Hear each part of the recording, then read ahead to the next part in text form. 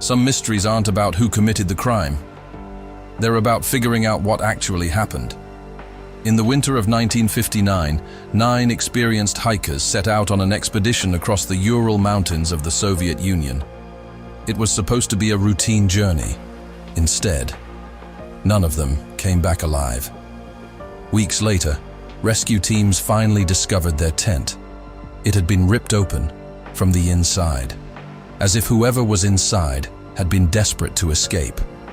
Outside, a trail of footprints led away from the tent, barefoot or wearing nothing but socks. Even though the temperature had dropped to nearly -40 degrees Celsius, then the bodies began to appear, one by one. Some had died from hypothermia. Others had suffered devastating skull and chest fractures, with almost no external injuries, and one victim was missing her tongue. How could 9 experienced hikers die under such bizarre circumstances? Why did they flee their tent in the middle of the night? And what could possibly have frightened them enough to face a deadly blizzard instead of staying inside? More than 60 years later, the mystery remains unsolved. This is the Dyatlov Pass Incident. To understand what happened that night, we first need to meet the people who were there. They weren't soldiers. They weren't reckless adventurers. They were students and graduates of the Ural Polytechnic Institute in Sverdlovsk, Soviet Union. Most of them were in their early 20s, and they were among the most experienced hikers of their generation. At the time, mountaineering was taken very seriously in the Soviet Union. Hikers earned certifications based on the difficulty of the expeditions they completed. Every member of this team had the experience required for one of the highest-level winter expeditions. The leader of the group was a 23-year-old engineering student named Igor Dyatlov. He was known for staying calm under pressure, planning carefully, and making smart decisions in dangerous situations. His teammates trusted him completely. Months earlier, Dyatlov had planned an ambitious expedition to Mount Otorten, deep in the northern Ural Mountains. It would be a long and demanding journey, but well within the team's abilities. On January 23, 1959, the group left Sverdlovsk by train. They laughed together, took photographs, and filled their journals with cheerful notes. Everything suggested this would be just another successful winter expedition. After several train and truck rides, they reached the last inhabited settlement. From there, the real adventure began. Originally, there were 10 members in the expedition. But only a few days into the journey, one hiker, Yuri Yudin, began suffering from severe back and leg pain. His condition worsened quickly. After discussing it with the group, he made the most difficult decision of his life. He turned back, believing he would reunite with his friends in just a few weeks. He had no idea. He would become the only member of the expedition to survive. The remaining 9 hikers continued deeper into the frozen mountains, completely unaware that every step they took was leading them toward one of history's greatest unsolved mysteries. Over the next few days, the group continued deeper into the forests and snow-covered valleys. Despite the harsh weather, their spirits remained high. They constantly took photographs, recorded journal entries, and even joked and sang while hiking. Today, more than 60 years later, those photographs and diary entries remain our final genuine glimpse into their lives before they vanished. The images show smiling faces, friends enjoying an adventure, with absolutely no sign that anything was about to go wrong. But nature became more unforgiving with every kilometer. The winds grew stronger, the snow became deeper, and progress became increasingly difficult. On January 31st, the team reached the edge of the mountain region. There, they built a small cache of food and equipment. They left behind supplies they planned to collect on their return journey. It was a common strategy among experienced mountaineers. None of them could have imagined that most of those supplies would remain untouched forever. On the morning of February 1st, 1959, the hikers set out toward Mount Otorten. But as they climbed higher, a powerful snowstorm reduced visibility. Investigators believe the group drifted off their intended route because of the blizzard. Instead of descending into the shelter of the forest, they found themselves on the exposed slope of a mountain known as Kholat Shiachel. In the language of the local Mansi people, its name means dead mountain.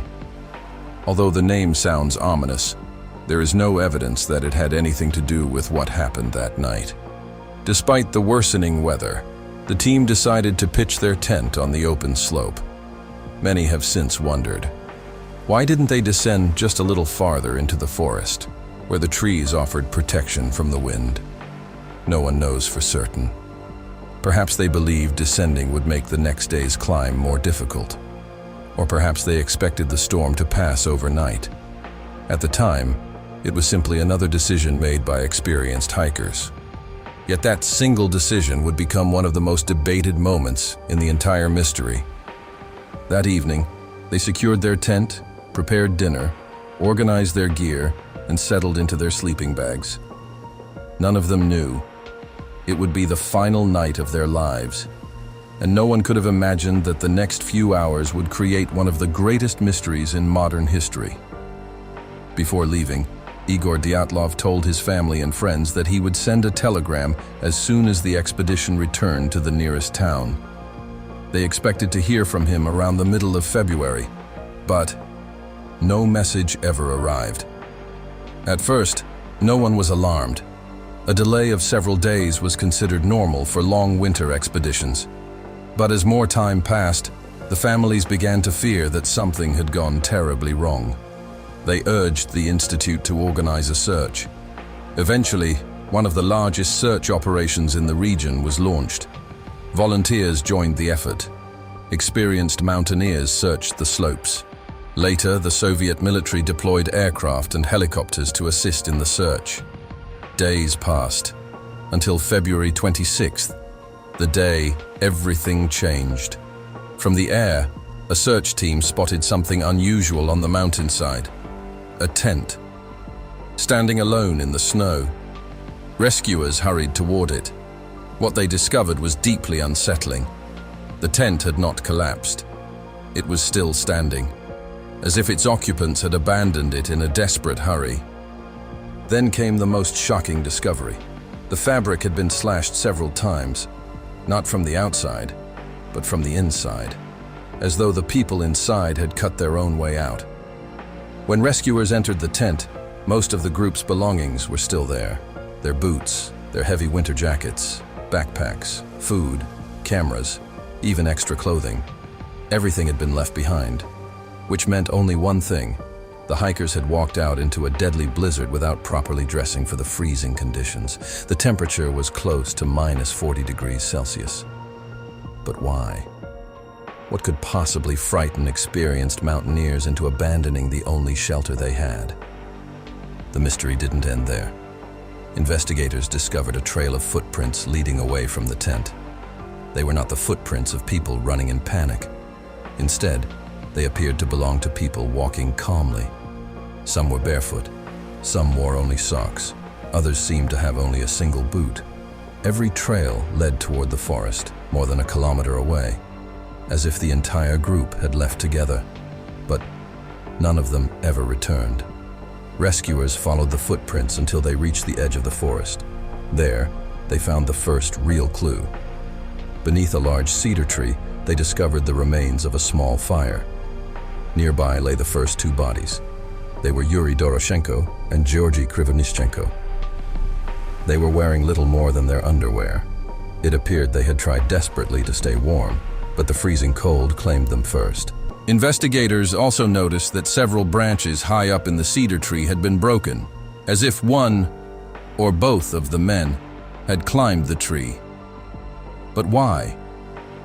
Were they trying to see the tent? Or were they hiding from something below? No one knows. The search continued between the cedar tree and the tent. Soon, the body of expedition leader Igor Dyatlov was found. His body was facing the tent, as though he had been trying to return. Not far away, they found Zina Kolmogorova, then Rustem Slobodin. All three were lying roughly in a straight line between the forest and the campsite. It looked as though they had attempted to make their way back, only to collapse one after another. The medical examination concluded that these 5 hikers had died primarily from hypothermia. But the mystery was far from over. 4 members of the expedition were still missing. Weeks later, as the snow began to melt, search teams resumed their efforts.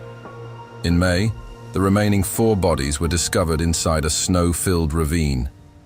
And this discovery changed everything. These victims were different. One of them was missing her tongue.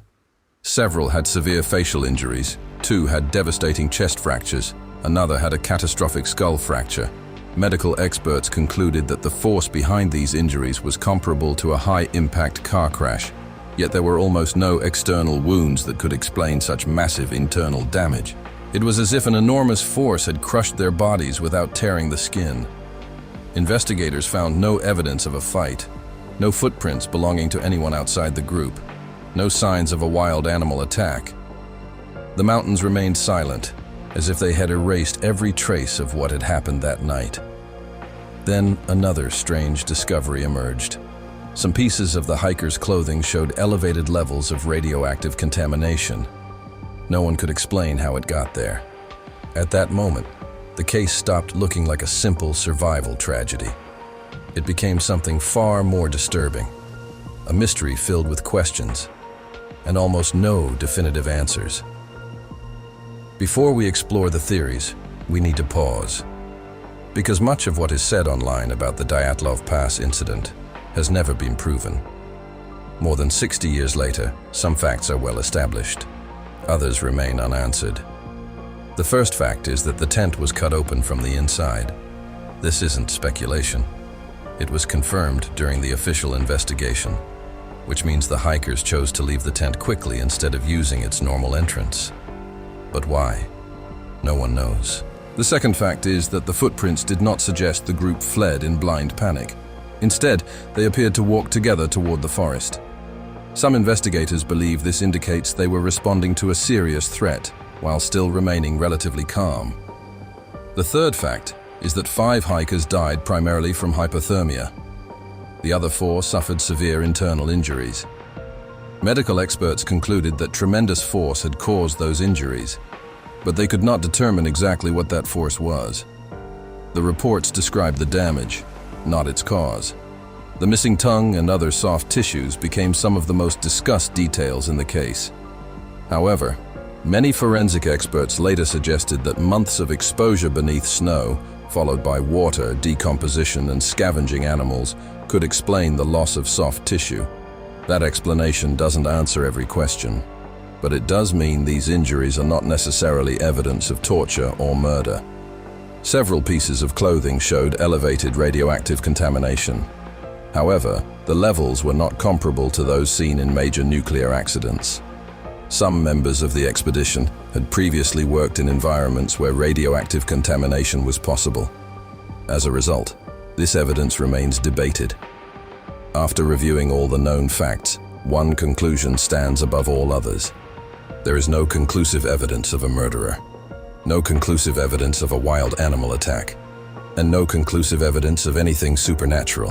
What remains are footprints, bodies, evidence, and questions that still have no definitive answers.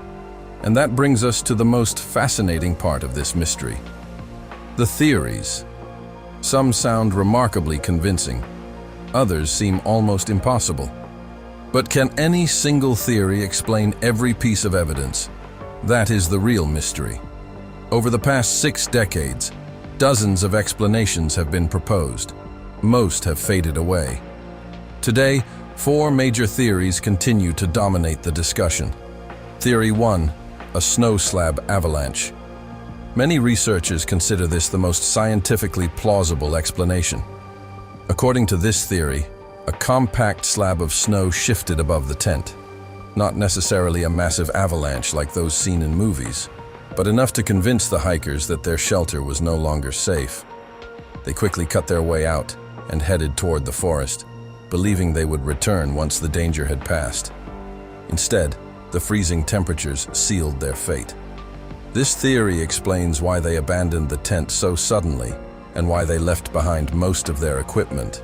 However, it doesn't answer every question. Why was the tent still largely standing? And why wasn't there clearer evidence of a major avalanche? Even its strongest supporters admit it cannot explain every detail. Theory 2. Extreme winds and natural phenomena. Some researchers believe violent mountain winds may have created terrifying conditions. Others suggest that the shape of the terrain could have generated very low-frequency sounds. Although humans may not consciously hear them, such sounds have been proposed as a possible source of intense anxiety or disorientation. If that happened, the hikers may have left the tent temporarily. However, there is no direct evidence proving these conditions occurred that night.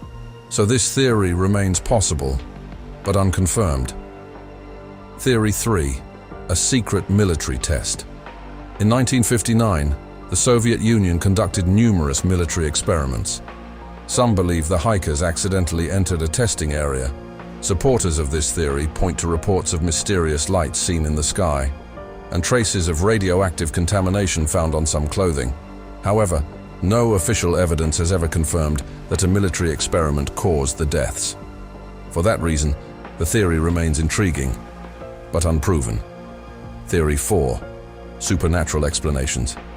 You've probably heard stories claiming the hikers were attacked by a mysterious creature, aliens, or some unknown force. These ideas became popular online and in television documentaries. But when investigators examine the actual evidence, they find nothing that supports these extraordinary claims. As a result, most historians and investigators do not consider them evidence-based explanations. More than 60 years later, the same question still remains. Was this simply a tragic chain of natural events? Or is there one missing piece that could completely change everything we think we know? In the end, the Dyatlov Pass Incident may not be the strangest story in history, but it is undoubtedly one of the most puzzling. 9 experienced hikers, a journey that seemed completely ordinary, and one single night that became a mystery the world is still trying to solve more than 60 years later. Perhaps it was a small snow slab avalanche. Perhaps it was a tragic combination of extreme natural conditions, or perhaps there is still one missing piece of the puzzle waiting to be discovered. The truth is, we may never know exactly what happened during those final hours on the slopes of Kholat Shakhl. As time passes, evidence disappears, witnesses are lost, but questions remain. That is why the Dyatlov Pass Incident continues to inspire books, documentaries, and investigations to this day. Now, we'd like to hear from you. After hearing the entire story, which theory do you find the most convincing? Do you believe science and nature fully explain what happened? Or do you think part of the truth is still buried beneath the snow of the Ural Mountains? Share your thoughts in the comments below. We read every comment, and your theory might even be featured in a future episode. Thank you so much for watching. If you enjoyed this story, don't forget to subscribe to our channel and turn on notifications for more true mysteries, unsolved cases, and fascinating stories from around the world. Until next time, stay curious.